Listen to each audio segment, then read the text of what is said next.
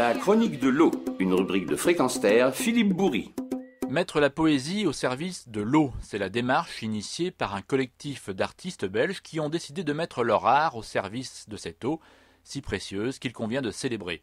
Des écrivains, des poètes, des musiciens et des photographes ou d'infographistes ont mis leur talent en commun pour mettre en musique et en images des textes destinés à sensibiliser le plus grand nombre à la préservation de la ressource.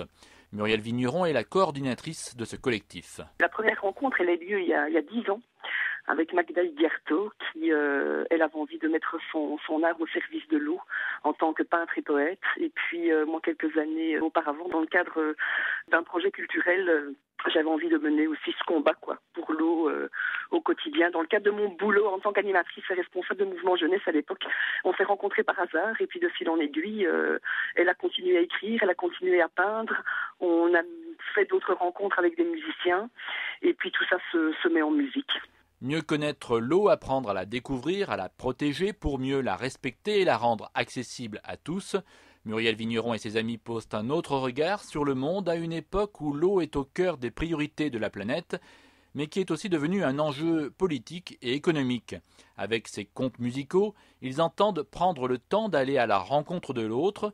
Mémoire d'eau est l'album qui est né de ce travail qui devrait également déboucher sur des ateliers et des expositions dans les écoles belges pour transmettre aux enfants cette conscience écologique vitale. Sensibiliser un plus grand nombre au droit à l'eau pour tous. Le projet final, entre autres aussi, est de mettre en lumière et de vraiment faire tourner un son et lumière pour davantage sensibiliser. Vraiment, Avec également, dans le projet de Mémoire d'eau, des animations qui sont prévues pour les enfants du cycle primaire.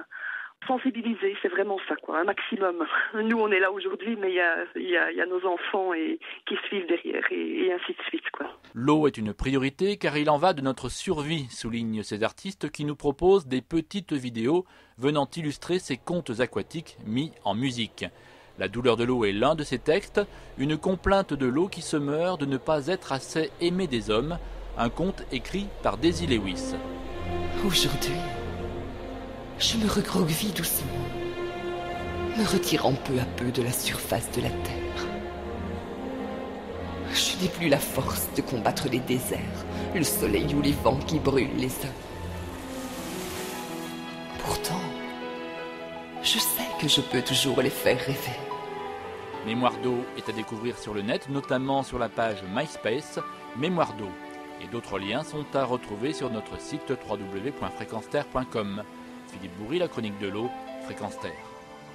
Retrouvez et podcastez cette chronique sur notre site fréquenceterre.com.